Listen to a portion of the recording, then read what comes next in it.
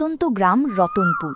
সেই গ্রামের একেবারে শেষ প্রান্তে এক জরাজীর্ণ কুঁড়েঘরে বাস করত ৩ অনাথ বোন। বড় বোন কমলা, মেজ বোন মিতা এবং সবার ছোট শান্তা। ছোটবেলায় এক ভয়ঙ্কর মহামারীতে তাদের বাবা মা মারা যায়। এরপর থেকে এই নিষ্ঠুর পৃথিবীতে তারা ৩ জন একেবারেই একা। সমাজের চোখে তারা ছিল অপয়া। গ্রামের মানুষের অন্ধ ধারণা ছিল এই ৩ বোনের ওপর কোনো অশুভ ছায়া আছে, তাই এদের বাবা মা অকালে মারা গেছে। এই চরম অন্ধবিশ্বাসের কারণে গ্রামের কোনো পরিবার তাদের ছেলেদের সাথে এই ৩ বোনের বিয়ে দিতে রাজি হতো না। একদিন সকালে সূর্য ওঠার পর ৩ বোন যখন মাটির কলসি কাঁধে নিয়ে গ্রামের পুকুরঘাটে জল আনতে গেল, ওই দেখ আবার এসে গেছে ৩ অপয়া। সকাল সকাল এদের মুখ দেখলে সারা দিনটা খারাপ যায়। নিজেদের বাবা মাকে তো খেয়েছে, এবার না জানি কার সর্বনাশ করে। এদের বিয়ে তো এই জন্মে আর হবে না। কমলার তো চুলে পাক ধরতে শুরু করল। কোনো ভদ্র ঘরের ছেলে কি এদের গলায় মালা পরাবে? তোমাদের কি ক্ষতি করেছি আমরা কাকিমা? কেন আমাদের এভাবে রোজ রোজ অপমান করো? আমরা তো কারো কাছে হাত পাততে যাইনি। আমাদের একটু শান্তিতে বাঁচতে দাও না। দিদি, তুই এদের কথার উত্তর দিস না। এদের কাজই হলো অন্যের মনে কষ্ট দেওয়া। এদের মনটা পুকুরের কাদার চেয়েও নোংরা। চল তাড়াতাড়ি বাড়ি ফিরে যাই। কমলার বুকের ভেতর অপমানের আগুন দাউ দাউ করে জ্বলছিল। সে প্রতিদিন এই লাঞ্ছনা সহ্য করতে করতে ভীষণ ভেঙে পড়েছিল। তার মনে কেবল একটাই জেদ ঘুরপাক খেত, যে যেভাবেই হোক যে কোনো মূল্যে তাকে বিয়ে করে এই গ্রাম ছাড়তে হবে। এই অপয়া অপবাদ চিরকালের মতো মুছতে হবে। ৩ বোন পুকুর থেকে জল ভরে জঙ্গলের এক নির্জন পথ ধরে বাড়ির দিকে ফিরছিল। ঠিক তখনই সামনের বাঁক থেকে এক সুদর্শন যুবক একটি ঘোড়ায় চড়ে তাদের দিকে ধীর গতিতে আসতে লাগল। কমলা ঘোড়ার খুরের শব্দ শুনে থমকে দাঁড়াল। আরে, কত সুন্দর এই যুবক! একে তো আমাদের গ্রামের বলেও মনে হচ্ছে না। এর পোশাক তো রাজপুত্রদের মতো। আমি কেন একে বিয়ে করে নিই না? কিন্তু আমার কি কখনো বিয়ে হতে পারে? লোকেরা তো বলে আমার বয়স বেশি হয়ে গেছে। সমাজের অপমানের জ্বালা তার ভেতরের যুক্তিবোধকে সম্পূর্ণ অন্ধ করে দিচ্ছিল। এই কি করে বুঝবে যে আমার বয়স বেশি? এমনিতেও এই গ্রামে আমার বিয়ে হওয়ার কোনো সম্ভাবনা নেই। আমাকে বাইরের কারোর সাথেই বিয়ে করতে হবে। কি দেখছিস তোরা? চল তাড়াতাড়ি জল ভরতে হবে। শোন, তোরা দুজনে বাড়ির দিকে এগো। ততক্ষণে আমি জঙ্গল থেকে রান্নার জন্য কিছু কাঠ কুড়িয়ে নিয়ে আসছি। ঠিক আছে দিদি, কিন্তু বেশি দূর যাস না। জঙ্গলটা ভালো না, সাবধানে থাকিস। দিদি, আমার মনটা কেমন যেন কু গাইছে। এই অচেনা লোকটাকে দেখে আমার ভয় করছে। তুই তাড়াতাড়ি ফিরে আসিস। মিতা ও শান্তা ধীর পায়ে এগিয়ে গেলে কমলা ঝোপের আড়াল থেকে বেরিয়ে সোজা সেই ঘোড়ার সামনে গিয়ে পথ আটকে দাঁড়ালো। আরে, তুমি এদিকে কোথায় যাচ্ছ? এই গ্রামের ভেতরে যেও না। এখানকার মানুষ ভালো নয়। তুমি পথ বদলে নাও। আরে, তুমি কে সুন্দরী যে আমার সম্পর্কে এতটা ভাবছো? আমার নাম মোহন। আমি অন্য রাজ্য থেকে এসেছি, কিন্তু তুমি তো দেখছি আমাকে সাহায্য করছো। আজ প্রথম কাউকে দেখছি যে আমার কথা এত ভাবছে। কেন ভাববো না? আমরা তো মানুষই। আমাদের তো একে অপরের কথা ভাবা উচিত। তাই একজন অচেনা পথিক হিসেবে আমার তোমার জন্য চিন্তা হচ্ছিল। যাই হোক, তুমি আমাকে সতর্ক করে খুব ভালো করেছো। ঠিক আছে, আমি চলি। আরে, এই তো আমার কথায় খুব সহজেই বিশ্বাস করে নিয়েছে। একে তো বেশ বোকা মনে হচ্ছে। আমার তো এমন শিকারেরই প্রয়োজন ছিল। শোনো সুন্দরী, আমি এখানে একেবারে নতুন। আমাকে সামনে আরও কয়েকদিনের লম্বা সফর করতে হবে। তুমি যখন আমার এত চিন্তাই করছো, তাহলে কি তুমি আমাকে আজ রাতটুকু তোমাদের ওখানে থাকার আশ্রয় দেবে? সকাল হলেই আমি বেরিয়ে পড়ব। এই কি? আমি তো একে আমার প্রেমের জালে ফাঁসাতে চাইছিলাম, আর এই নিজেই আমার সাথে যাওয়ার জন্য তৈরি হয়ে গেল। আমাকে একে নিজের বাড়িতে নিয়ে যেতে হবে এবং বনেদের থেকেও আড়াল করতে হবে। এত সুন্দর যুবক দেখে কোথাও তাদের মনেও যদি বিয়ের ইচ্ছা জেগে ওঠে, হ্যাঁ, কেন নয়? আমি তোমাকে আমার বাড়িতে নিয়ে যেতে প্রস্তুত। কিন্তু দাঁড়াও, আগে আমাকে আমার বনেদের রাজি করাতে হবে। তুমি ঘোড়া নিয়ে এখানেই দাঁড়াও, আমি আসছি। কমলা মোহনকে জঙ্গলের রাস্তায় দাঁড় করিয়ে দ্রুত পায়ে বাড়ির দিকে দৌড়ালো। মিতা আর শান্তা কমলাকে হাঁপাতে হাঁপাতে ফিরতে দেখে অবাক হলো। দিদি, তোর মুখটা এমন ফ্যাকাশে আর ঘামে ভেজা লাগছে কেন? সব ঠিক আছে তো? দেখ, আমি তোদের দুজনকেই একটা খুব জরুরি কথা বলতে চাই। আজ বলেই দিচ্ছি। ওই যে জঙ্গলের পথে ঘোড়ার ওপর যে ছেলেটা দাঁড়িয়ে আছে না, ওর নাম মোহন। ও আমাকে পছন্দ করে এবং গত 2 বছর ধরে লুকিয়ে লুকিয়ে আমাদের প্রেমের সম্পর্ক চলছে। আমরা কালই বিয়ে করব, তাই আজ ও আমাদের বাড়িতে থাকবে। কি বলছিস দিদি? যখন তোমাদের প্রেমের সম্পর্ক 2 বছর ধরে চলছিল, তখন এতদিন গ্রামবাসীদের খোটা শোনার কি দরকার ছিল? তুই আগে বিয়ে করে চলে যেতিস। দেখ মিতা, সবকিছুর একটা নির্দিষ্ট সময় থাকে, আর আমাদেরও এখন সময় এসে গেছে বিয়ে করার। তোরা কোনো প্রশ্ন করবি না, যা বলছি চুপচাপ মেনে নে। কিন্তু দিদি, আজকের আগে তো আমি একে কখনোই গ্রামের আশেপাশে দেখিনি, আর তুইও তো আমাদের ছেড়ে কখনো বেশিক্ষণ বাইরে থাকিস না। তাহলে 2 বছর ধরে প্রেম হলো কি করে? আমাদের 3 বোনের বিয়ে হচ্ছে না বলে সবাই অপয়া বলে, এর মানে এই নয় যে আমি আমার ভাগ্য ফেরানোর সুযোগ পেলে আমার প্রেমিককে ছেড়ে দেব। আমি ওকে আমাদের বাড়িতে নিয়ে আসছি, আর তোরা দুজনে ওর সামনে উল্টোপাল্টা কোনো আচরণ করবি না, বুঝেছিস তো? কমলা রেগে গিয়ে সেখান থেকে বেরিয়ে আবার মোহনের কাছে চলে গেল, কিন্তু শান্তার মনের ভেতর সন্দেহের বীজ গভীরভাবে গেঁথে গেল। মিতা দিদি, এটা তোর একটুও অদ্ভুত লাগছে না? ঘোড়ায় বসা এই অচেনা মুসাফিরকে আজকের আগে আমরা কখনো দেখিনি, আর দিদি বলছে 2 বছরের প্রেম। হ্যাঁ রে শান্তা, আমারও কিছু অদ্ভুত লাগছে। আমার মনে হচ্ছে কোনো বড় বিপদ আসার সংকেত দিচ্ছে। এখন আমরা কি করতে পারি? দিদি তো জেদ ধরেছে, ওর চোখে এখন শুধু এই অপমানের জীবন থেকে পালানোর অন্ধ মোহ, তাই না চাইলেও আমাদের দিদির সাথেই থাকতে হবে। কমলা মোহনকে নিয়ে তাদের কুঁড়ে ঘরে এলো। কমলা সারাক্ষণ মোহনের দিকে মুগ্ধ দৃষ্টিতে তাকিয়েছিল, আর মোহন ঘরের চারপাশটা দেখেই এক রহস্যময় হাসি হাসছিল। দেখো মোহন, এখন তো তুমি আমার বাড়ি এসে গেছো, কিন্তু আমি ওদের বলেছি যে তুমি আমার অনেক পুরনো প্রেমিক, তবেই ওরা তোমাকে এই বাড়িতে আসতে দিয়েছে, নইলে ওরা তোমাকে ঢুকতেই দিত না। তুমি এত কিছু করেছো আমার জন্য? সত্যিই কি তুমি আমাকে বিয়ে করতে প্রস্তুত কমলা? তুমি কি আমাকে বিয়ে করতে চাও মোহন? আমার মতো গরিব, অনাথ আর সমাজ যাকে অপয়া বলে, এমন মেয়েকে তুমি আপন করবে? না কমলা, তুমি খুব ভালো মনের একটা মেয়ে। তুমি আমাকে বিয়ে করে নাও, আমি তোমাকে আমার গ্রামে নিয়ে গিয়ে খুব সুখে রাখবো। সেখানে তোমার কোনো অভাব থাকবে না। আমি তোমাকে সাথে নিয়ে যাওয়ার জন্য প্রস্তুত। চলো, আমরা কাল ভোরেই বেরিয়ে পড়ব। এদিকে শান্তা লুকিয়ে সব শুনছিল। সে বুঝতে পারল কমলা সম্পূর্ণ মিথ্যে বলেছে। শান্তার মন বিপদের আশঙ্কায় কেঁপে উঠল। সে চুপি চুপি ঘর থেকে বেরিয়ে ঘন জঙ্গলের ভেতর দিয়ে এক প্রাচীন মন্দিরের কাছে পৌঁছল, যেখানে এক সাধু মহারাজ ধ্যানে বসে থাকতেন। সাধু মহারাজ, আমাকে বাঁচান। এসো শান্তা, তুমি এখন এই গভীর জঙ্গলে?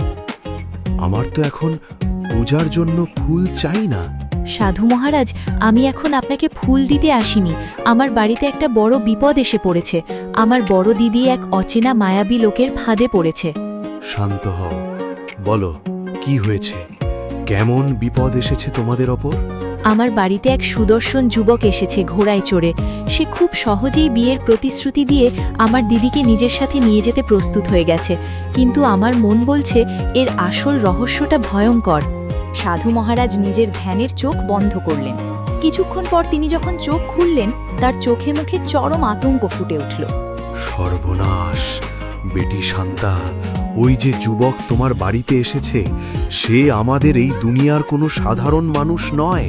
সে অদৃশ্য দরজার পেছনের দুনিয়ার লোক। তুমি যদি তোমার বোনেদের বাঁচাতে চাও, তবে তাকে ওই জাদুকরি দরজার কাছে যেতে বাধা দাও, কারণ সে যদি একবার তোমার বোনেদের ওই দরজার ভেতরে নিয়ে চলে যায়, তবে আর কখনো তারা জ্যান্ত বাইরে ফিরে আসবে না। তাই তোমাকে তোমার বোনেদের ওই দরজার ভেতরে যাওয়া থেকে আটকাতেই হবে। দরজার ওপারে? ঠিক আছে সাধু মহারাজ, আমি আমার বোনেদের যে কোনো মূল্যে বাঁচাবো। এর জন্য আমাকে নিজের প্রাণ দিতে হলেও আমি পিছু হটব না। শান্তা অত্যন্ত চিন্তিত হয়ে নিজের বাড়িতে ফিরে এলো। পরের দিন ভোরে কমলা ও মোহন পালানোর জন্য তৈরি হতে লাগলো। এমন সময় মিতা এসে তাদের পথ আটকালো। থামো দিদি, তোমরা দুজনে বিয়ে করে চলে যাবে? তাহলে কি আমি এই গ্রামে একা একা কুমারী হয়ে বসে বসে ওই ডাইনি বুড়িদের খোঁটা শুনবো? না, আমাকেও বিয়ে করতে হবে। আমাকে এই নরক থেকে বের করো দিদি। আরে, এতে এত বড় কথা কি আছে? তুমিও আমার সাথে চলো। আমি আমার নিজের ছোট ভাইয়ের সাথে তোমার বিয়ে দিয়ে দেব। সেও আমার মতোই খুব সুন্দর আর বুদ্ধিমান। সত্যি কি তুমি তোমার ভাইয়ের সাথে আমার বিয়ে দেবে? আমাকে মিথ্যে বলছো না তো? হ্যাঁ হ্যাঁ, কেন নয়। আর আমাদের গ্রামে পৌঁছতেই আমি কমলাকে বিয়ে করে নেব, আর তুমি আমার ভাইকে বিয়ে করে নিও। শান্তা দূর থেকে সব দেখছিল। সে ছুটে এসে তাদের সামনে দাঁড়ালো। এসব কি করছো দিদি? তোমরা এই অচেনা লোকটার সাথে যাওয়ার জন্য কেন প্রস্তুত হচ্ছ? আমরা একে চিনিও না। না দিদি, তোমরা যাবে না। নিশ্চয়ই এমন কিছু আছে যা আমরা দেখতে পাচ্ছি না। হ্যাঁ দিদি, ওর হিংসে এই জন্যে হচ্ছে কারণ মোহন ওকে নিজের সাথে নিয়ে যাচ্ছে না। তুই সরে যা শান্তা। না দিদি, তোমরা আমার কথা ভুল বুঝছো। আমার তোমাদের দুজনের জন্য খুব চিন্তা হচ্ছে। তোমরা আমার কথা বিশ্বাস করো, এই লোকটা ভালো নয়। কমলা এবং মিতা মোহনের সাথে বাড়ি থেকে বেরিয়ে গেল। শান্তা বুঝতে পারল যে তার বোনেরা কোনো কথাই শুনবে না। সে সাধু মহারাজের কথা মনে করে সিদ্ধান্ত নিল যে সে তার বোনদের সেই দরজার ওই পারে যেতে দেবে না। সে দৌড়ে গিয়ে মোহনের পথ আটকাল।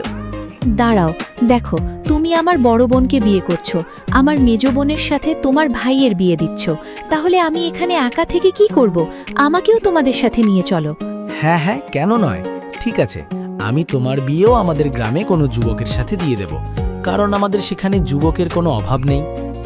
চারজন মিলে জঙ্গলের গভীরে ঘন্টার পর ঘন্টা দীর্ঘ সফর করার পর দুটি বিশাল পাথরের পাহাড়ের মাঝখানে অবস্থিত এক ভয়ঙ্কর দরজার কাছে পৌঁছল।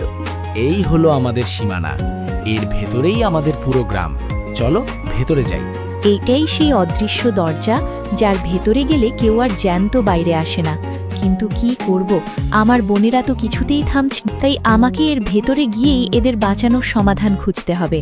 শান্তা, কমলা এবং মিতা মোহনের পিছু পিছু সেই বিশাল দরজা পার হয়ে ভেতরে প্রবেশ করল। শান্তা অবাক হয়ে দেখল সেখানে এক সম্পূর্ণ ভিন্ন জগৎ। বিশাল এক জাঁকজমকপূর্ণ গ্রাম গড়ে উঠেছিল সেখানে। চারদিকে সবুজের সমারোহ। অনেক মানুষ মাঠে ঘাটে কাজ করছে, কিন্তু খুব ভালোভাবে লক্ষ্য করতেই শান্তার বুকের রক্ত হিম হয়ে গেল। এই কি, এখানে এত সুন্দর গ্রাম, এত মানুষ, কিন্তু চারদিকে শুধু পুরুষ আর পুরুষ। কোনো মহিলা, কুমারী মেয়ে বা একটা ছোট বাচ্চা মেয়েও দেখা যাচ্ছে না কেন? এই গ্রামের আসল রহস্য কি? সাধু বাবা ঠিকই বলেছিলেন, এটা এক অভিশপ্ত জায়গা। আরে, তোমরা কি ভাবছো দাঁড়িয়ে দাঁড়িয়ে? চলো সামনে এগোই, আমাদের রাজপ্রাসাদের দিকে যেতে হবে। সত্যি, এটা তো খুব সুন্দর গ্রাম মোহন। মনে হচ্ছে আমরা স্বর্গে চলে এসেছি। হ্যাঁ দিদি, এখন তো এটাই আমাদের শ্বশুর বাড়ি হবে। সত্যি, আমাদের গ্রামের চেয়ে এই গ্রাম অনেক ভালো। মোহন দুই বোনকে নিয়ে সোজা রাজপ্রাসাদে পৌঁছল। প্রাসাদের ভেতরের দরবারে এক অত্যন্ত নিষ্ঠুর চেহারার রাজা এক বিশাল সিংহাসনে বসেছিল। মোহন কমলা এবং মিতাকে ধরে আচমকা সজোরে রাজার পায়ের কাছে ধাক্কা দিল। এই নিন মহারাজ, আমি আপনার নতুন আমানত নিয়ে এসেছি। এখন থেকে এরা আপনার আমানত। তুমি খুব ভালো কাজ করেছো মোহন। তুমি আমাদের এই অভিশপ্ত রাজ্যের সবচেয়ে বিশ্বস্ত গুপ্তচর, যে নিজের রূপের জালে ফাঁসিয়ে বাইরের দুনিয়া থেকে আমাদের সমস্ত গ্রামবাসীদের জন্য এমন সুন্দর সুন্দর মেয়ে এনে দাও। এইসব তুমি কি করছো মোহন? তুমি তো আমাকে স্ত্রী বানাবে বলেছিলে, তুমি আমাকে ভালোবাসো বলেছিলে। তাহলে তুমি আমাকে এই রাজার হাতে কেন তুলে দিলে? এ কি, তুমি তো আমার বিয়ে তোমার ছোট ভাইয়ের সাথে করাবে বলেছিলে। তুমি আমাদের সাথে এমন বিশ্বাসঘাতকতা কেন করলে মোহন? চুপ করো বোকার দল। এটা হলো কাল ভৈরব গ্রাম। এখানে কোনো মেয়ে জন্মায় না। মেয়ে জন্মালেই আমাদের নিয়ম অনুযায়ী তার গলা টিপে মেরে ফেলা হয়। এখানে শুধু ছেলেই জন্মায়, এবং বাইরের জগৎ থেকে তোমাদের মতো বোকা মেয়েদের প্রেমের ফাঁদে ফেলে নিয়ে এসে এখানকার সব ছেলেদের সাথে জোর করে বিয়ে দেওয়া হয়। তুমি এটা ঠিক করছো না মোহন। ভগবান তোমাদের ধ্বংস করবে। কিন্তু এখানে মেয়ে জন্মায় না কেন? তোমরা এত পাষাণ কি করে হতে পারো? কারণ মেয়ে জন্মানো মাত্রই আমাদের রাজ্যের রাজার নিয়ম অনুযায়ী তাকে মেরে ফেলা হয়। তাই যখন তোমাদের এখানে আনা হয়েছিল, তখন এখানে কোনো বাচ্চা মেয়ে বা কুমারী মেয়ে ছিল না। তোমরা দুই বোন, কমলা আর মিতা, আমি তোমাদের দুজনকেই একসাথে বিবাহ করব। বিবাহের বিশাল প্রস্তুতি হবে এবং কিছুদিনের মধ্যেই আমি তোমাদের আমার রানী করব। এখন যাও, নিজের কক্ষে যাও। শান্তা আড়াল থেকে এই সমস্ত দৃশ্য দেখছিল এবং তার বুকের ভেতর রাগে, কষ্টে আর প্রতিশোধের আগুনে দাউ দাউ করে জ্বলছিল। আমি এই শয়তানদের ছাড়ব না। যে করেই হোক এই নিষ্ঠুর রাজাকে শেষ করে আমার বোনেদের এবং এই অভিশপ্ত গ্রামকে আমি মুক্তি দেবই। দিদি, আমরা তো এখানে এসেছিলাম একটা সুন্দর জীবন কাটাতে, কিন্তু ভালো করে ভেবে দেখ দিদি, যা হয়েছে হয়তো ভালোই হয়েছে। এই মায়াবী দরজার ভেতরে আসার পর তো আর কেউ বাইরে যেতে পারবে না। আর এমনিতেও আমরা বাইরে গিয়ে কীই বা করতাম? কেননা আমরা এই রাজাকেই বিয়ে করে নিই, অন্তত রানী হয়ে তো বাঁচতে পারবো। হ্যাঁ রে মিতা, তুই একদম ঠিক বলেছিস। আমাদের ওই গ্রামে ফিরে গিয়ে লাভটাই বাকি। ওখানে তো সবাই আমাদের অপয়া বলে খোঁটা দিত। গ্রামের মানুষের ওই রোজকার অপমান আর গঞ্জনা সহ্য করার চেয়ে এই রাজার রানী হয়ে থাকা অনেক ভালো। অন্তত আমাদের কেউ কুমারী বলে অপমান তো করবে না, আর আমরা আরামের জীবন কাটাতে পারবো। ওদিকে শান্তা বুঝতে পারে গায়ের জোরে এই রাক্ষস রাজাকে হারানো অসম্ভব, তাকে বুদ্ধির আশ্রয় নিতে হবে। শান্তা যখন রাজার দুর্বলতা খোঁজার জন্য প্রাসাদে লুকিয়ে ঘুরছিল, ঠিক তখনই এক সৈন্য ঊর্ধ্বশ্বাসে দৌড়াতে দৌড়াতে রাজার কক্ষের দিকে এলো। শান্তা সন্তর্পণে তার পিছু নিল। মহারাজ, মহারাজ, সর্বনাশ হয়ে গেছে। রাজ্যে আবার একটা জ্যান্ত মেয়ের জন্ম হয়েছে। ওই যে গ্রামের শেষ প্রান্তের কল্যাণী, সে একটা কন্যা সন্তানের জন্ম দিয়েছে। কি? আমার রাজ্যে আবার মেয়ের জন্ম? ঠিক আছে, চলো এবার ওকেও চিরতরে শেষ করে দিই। আমার নিয়ম কেউ ভাঙতে পারবে না। সৈন্য ও রাজা সেখান থেকে বেরোতে লাগলো। শান্তাও লুকিয়ে তাদের পিছু নিল। কিছুক্ষণের মধ্যেই রাজা ও তার সৈন্যরা কল্যাণীর বাড়িতে পৌঁছালো এবং তার কোল থেকে সদ্যজাত বাচ্চাটিকে নিষ্ঠুরভাবে ছিনিয়ে নিল। এসব কি করছেন মহারাজ? না, ছেড়ে দিন আমার বাচ্চাটিকে। ভগবান আমাকে মেয়ে দিচ্ছে, এতে আমার কি দোষ? আপনারা একে ছিনিয়ে নিতে পারেন, দয়া করুন। তোমার তো আমাদের এই কাল ভৈরব গ্রামের নিয়ম জানাই আছে কল্যাণী। এখানে কোনো মেয়ে জন্ম নিতে পারে না। তুমি মেয়ে জন্ম দিয়ে তার মা হয়ে এই সমাজে ঘুরবে, এমনটা কখনো হবে না। একে মরতেই হবে। এই বলে রাজা সেখান থেকে চলে যায়। হে ঈশ্বর, এমন কেউ কি নেই যে এই নিষ্ঠুর রাক্ষস রাজার কাছ থেকে আমাদের ন্যায় বিচার পাইয়া দেবে? আমার নিষ্পাপ বাচ্চাকে মারার বদলা কে নেবে? রাজা চলে যাওয়ার পর শান্তা ধীর পায়ে কল্যাণীর কাছে গিয়ে দাঁড়ালো। দিদি, কেঁদো না, আমি এই রাজার ধ্বংস চাই, কিন্তু একে মারার উপায় কি? কে তুমি? চলে যাও এখান থেকে। এই রাজাকে কেউ মারতে পারে না। ও এক অজেয় শয়তান। কোনো অস্ত্র বা সাধারণ বিষ ওর গায়ে কাজ করে না। এই গ্রামের ভাগ্য আর কখনো বদলাবে না। যতই অজেয় হোক, আমাকে এই রাক্ষসকে মারার রাস্তা খুঁজতেই হবে, নইলে আমার বোনেদেরও এই নরকে ধুকে ধুকে মরতে হবে। পরের কয়েকদিন শান্তা পাগলের মতো জানার চেষ্টা করে যে রাজাকে কিভাবে মারা যায়, কিন্তু সে কিছুই খুঁজে পায় না।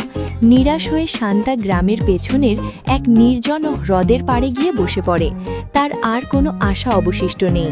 সে কেঁদে ওঠে, হে ভগবান, তুমি আমাকে এখানে কেন আনলে যদি সমাধানের কোনো পথই না দেখাও? আমার দিদিদের কাল এই রাক্ষসটার সাথে বিয়ে হয়ে যাবে। আমি তো ওদের বাঁচাতে পারলাম না। আমার এই জীবনের কি মূল্য আছে? শান্তার কান্নায় হ্রদের শান্ত জল হঠাৎ অদ্ভুতভাবে কাঁপতে শুরু করলো। জলের নিচ থেকে এক মায়াবী আলো বিচ্ছুরিত হলো। শান্তা অবাক হয়ে চোখের জল মুছে তাকালো। সে দেখল হ্রদের জল ভেদ করে এক অপরূপ সুন্দরী জলপরী উঠে এলো। কেঁদো না শান্তা, তোমার চোখের জলের পবিত্রতা আমাকে পাতাল থেকে টেনে এনেছে। আমি এই অভিশপ্ত গ্রামের একমাত্র পাহারাদার, কিন্তু রাজার জাদুর কাছে আমি অসহায়। তুমি কেন এত কাঁদছো? হে জলপরী, আপনি আমাকে সাহায্য করুন। আমি আমার বোনেদের এবং এই গ্রামের নিষ্পাপ মায়েদের ওই নিষ্ঠুর রাজার হাত থেকে বাঁচাতে চাই, কিন্তু শুনেছি ওই রাজাকে কেউ মারতে পারে না। আমাকে পথ দেখান। তুমি ঠিকই শুনেছ শান্তা, ওই রাজাকে সাধারণ কোনো অস্ত্র বা বিষ দিয়ে মারা সম্ভব নয়, কিন্তু এই পৃথিবীতে সব অশুভ শক্তিরই একটা শেষ আছে। ওই রাজাকে মারার একটাই উপায় আছে। এখান থেকে দূরে ওই পাহাড়ের গুহায় এক বিশেষ ধরনের নীল রঙের জাদুকরী জড়িবুটি পাওয়া যায়। সেই জড়িবুটির রস যদি কেউ এক ফোঁটাও রাজাকে দুধে মিশিয়ে পান করাতে পারে, তবে রাজার সমস্ত জাদু ধ্বংস হয়ে যাবে এবং সে যন্ত্রণায় ছটফট করে মারা যাবে। কিন্তু সেই পাহাড়ে যাওয়া খুব কঠিন। সেখানে গেলে পদে পদে তোমার প্রাণের ভয় আছে। তুমি কি পারবে শান্তা? আমি আমার প্রাণ দিতে প্রস্তুত। আপনি শুধু আমাকে ওই পাহাড়ের পথ বলে দিন। জলপরীর নির্দেশ মতো শান্তা সেই পাহাড়ের দিকে রওনা হলো। পাহাড়ের পথ ছিল অত্যন্ত দুর্গম। অবশেষে সে গুহার মুখে এসে পৌঁছালো। গুহার ভেতরে পা রাখতেই হঠাৎ তার সামনে দাউ দাউ করে আগুন জ্বলে উঠল। আগুনের লেলিহান শিখা তার পথ আটকে দিল। এই আগুন আমাকে ভয় দেখাতে পারবে না। আমার দিদিদের কষ্টের আগুনের কাছে এই আগুন কিছুই নয়। আমাকে ওই জড়িবুটি আনতেই হবে। তার অসীম সাহসের কারণে আগুন মুহূর্তের মধ্যে শীতল জলে পরিণত হলো। এরপর গুহার আরও ভেতরে গেলে হঠাৎ সে দেখল তার দিদিরা একটি খাঁচায় বন্দী। শান্তা, তুই আমাদের ছেড়ে কোথায় যাচ্ছিস? আমরা এখানে যন্ত্রণায় মরছি আর তুই পালিয়ে যাচ্ছিস। তুই স্বার্থপর শান্তা। শান্তা এক মুহূর্তে ভয় পেলেও পরের মুহূর্তে ভাবল, না, এরা আমার দিদি নয়, এটাই গুহার মায়া। আমাকে আটকাতেই এই ছলনা করা হচ্ছে। দিদি, আমাকে মাফ করিস, আমি তোদের জন্যই এগোচ্ছি। সমস্ত মায়া ও ছলনা পার করে শান্তা অবশেষে গুহার একদম শেষ প্রান্তে পৌঁছালো। সেখানে একটি পাথরের বেদির উপর এক অদ্ভুত নীল রঙের জড়িবুটি জ্বলজ্বল করছিল। শান্তা পরম স্বস্তির নিঃশ্বাস ফেলে সেই জড়িবুটি নিজের আঁচলে খুব সাবধানে বেঁধে নিল। ঈশ্বরকে অশেষ ধন্যবাদ, এবার আমি ওই রাক্ষস রাজাকে চিরতরে শেষ করব। শান্তা দ্রুত পায়ে পাহাড় থেকে নেমে আবার রাজপ্রাসাদের দিকে রওনা হলো। পরের দিন সকালে রাজার দরবারে বিয়ের বিশাল প্রস্তুতি চলছিল। কমলা এবং মিতাকে কনের সাজে সাজিয়ে জোর করে রাজার সামনে দাঁড় করানো হয়েছিল। মোহন সেখানে দাঁড়িয়ে এক কুটিল হাসি হাসছিল। ঠিক তখনই শান্তার রাজদরবারের বিশাল দরজা ঠেলে ভেতরে প্রবেশ করল। তার চোখে মুখে কোনো ভয় নেই, বরং এক দৃঢ় আত্মবিশ্বাস। থামুন মহারাজ, এই বিয়ে হতে পারে না। আরে তুমি এখানে কি করছো? তুমি তো এদের ছোট বোন। প্রহরীরা, একে বন্দি করো। মহারাজ, আপনি আমার বড় বোন আর মেজ বোনকে বিয়ে করতে চলেছেন, কিন্তু আপনি কি দেখেননি আমি সবার ছোট? আমার বয়সও কম, আর আমি এদের দুজনের চেয়েও অনেক বেশি সুন্দর। আমিও আপনাকে বিয়ে করতে চাই। আমারও আপনাকে প্রথম দেখাতেই পছন্দ হয়েছে। কি বলছো তুমি? ঠিক আছে, তুমি সত্যিই সবার ছোট আর ওই দুজনের চেয়ে অনেক বেশি রূপবতী। আমি তোমাকেই বিয়ে করব, তোমার বোনেদের নয়। আমি শুধু তোমাকেই আমার প্রধান রানী বানাবো। শান্তার এই কথা শুনে কমলা ও মিতা রাগে আর অপমানে ফেটে পড়ল। তারা বুঝতেই পারল না শান্তা তাদের বাঁচানোর জন্য এই নাটক করছে। তুই এত বড় বিশ্বাসঘাতক! তুই নিজের দিদিদের সরিয়ে নিজে বিয়ে করবি? তোর একটুও ঘেন্না করছে না? দিদি, আমি তো ভাবতেই পারছি না ও এতটা নীচ হতে পারে। আমাদের যে কোনো মূল্যে ওকে রাস্তা থেকে সরাতে হবে। চুপ করো তোমরা। প্রহরীরা, ওই দুজনকে বন্দি করে রাখো। আজই আমি শান্তার সাথে বিয়ে করব। আমাকে ক্ষমা করে দিও দিদি, কিন্তু কি করব? তোমাদের আর এই গ্রামের সব মেয়েদের বাঁচানোর জন্য এছাড়া আমার কাছে আর কোনো রাস্তা খোলা ছিল না। শান্তার সাথে রাজার বিয়ের আনুষ্ঠানিকতা সম্পন্ন হল। বিয়ের পর শান্তাকে রাজার বিশাল কক্ষে পাঠানো হল। শান্তা আগে থেকেই সেই নীল জড়িবুটি বেটে একটি গ্লাসে রাখা দুধের সাথে মিশিয়ে নিয়েছিল। রাজা যখন কক্ষে প্রবেশ করল, শান্তা মুখে এক মায়াবী হাসি নিয়ে রাজার দিকে এগিয়ে গেল। সত্যি শান্তা, তোমাকে তো আজ খুব সুন্দর লাগছে। আমি কখনো ভাবিনি যে তুমি এত সহজে আমার রানী হবে। আমি খুব খুশি। আমি আপনার জন্য আমার নিজের হাতে বিশেষ বাদাম দেওয়া দুধ বানিয়ে এনেছি মহারাজ। আপনি এটা পান করে আমাকে কৃতার্থ করুন। রাজা গ্লাসটি হাতে নিল, কিন্তু সে ছিল চরম ধূর্ত। সে শান্তার চোখের দিকে তীক্ষ্ণ দৃষ্টিতে তাকাল। কেন নয়, আমি নিশ্চয়ই পান করব, কিন্তু আমার একটি নিয়ম আছে রানী। আমি কোনো পানীয় পান করার আগে আমার রানীকে তা আগে পান করতে হয়। তুমি আগেই দুধ পান করো, তারপর আমি করব। যদি তুমি পান না করো, তবে আমি এক ফোঁটাও পান করব না। শান্তার পায়ের তলার মাটি যেন সরে গেল। সে জানত এই দুধে যে জড়িবুটি মেশানো আছে তা পান করলে মানুষের নিশ্চিত মৃত্যু হবে। সে যদি এখন এটা পান না করে, তবে রাজা বুঝে যাবে যে এতে বিষ আছে, আর তাহলে সে তার বোনেদের আর কোনো দিন বাঁচাতে পারবে না। গ্রামের মেয়েদেরও এভাবেই যুগ যুগ ধরে মরতে হবে। আমি যদি আজ মারাও যাই, তবু আমি আমার বোনেদের আর এই গ্রামকে আমি মুক্ত করে যাব। আমার জীবনের এর চেয়ে বড় আর কি সার্থকতা হতে পারে? ঠিক আছে মহারাজ, আপনার আদেশই আমার কাছে শিরোধার্য। শান্তা বিন্দুমাত্র দ্বিধা না করে গ্লাসটি নিজের ঠোঁটে ঠেকাল এবং অর্ধেক বিষাক্ত দুধ এক নিঃশ্বাসে পান করে নিল।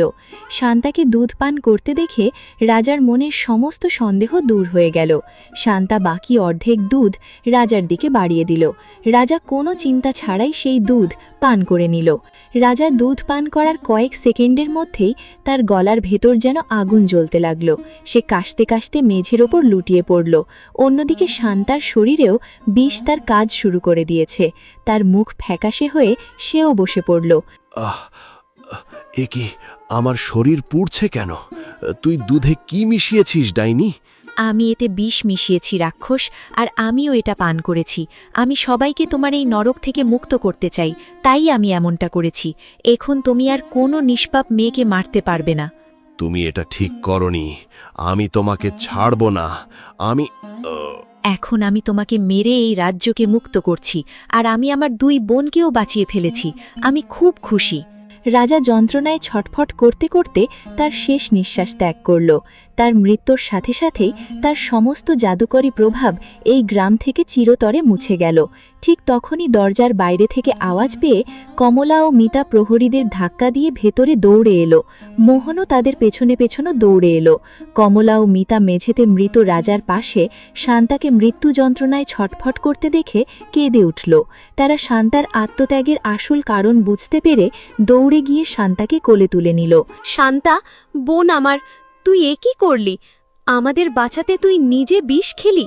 আমাকে মাফ করে দে বোন, আমি তোকে বুঝতে পারিনি। শান্তা, তুই আমাদের ছেড়ে যাস না। আমরা তোর অহংকার, আমরা তোকে ছাড়া বাঁচব না রে। শান্তার নিথর দেহ কমলার কোলে এলিয়ে পড়ল। রাজার মৃত্যুর খবর পেয়ে গ্রামের সমস্ত অত্যাচারিত গ্রামবাসীরা রাজপ্রাসাদের সামনে চলে এলো। তারা মোহনকে ধরে বন্দি করে ফেলল এবং খুশিতে উৎসব পালন করতে লাগল। পুরো রাজ্যে অত্যাচারী রাজার মৃত্যুতে খুশির বন্যা বয়ে গেল। কিন্তু কমলা এবং মিতা তাদের ছোট বোনের এই চরম আত্মত্যাগ মনে করে কাঁদতে থাকল। শান্তার এই নিঃস্বার্থ বলিদান পুরো রাজ্যের মুক্তির কারণ হয়ে দাঁড়াল এবং তার নাম ওই গ্রামের প্রতিটি মানুষের হৃদয়ে যুগ যুগ ধরে এক অমর রূপকথার দেবী হিসেবে বেঁচে রইল।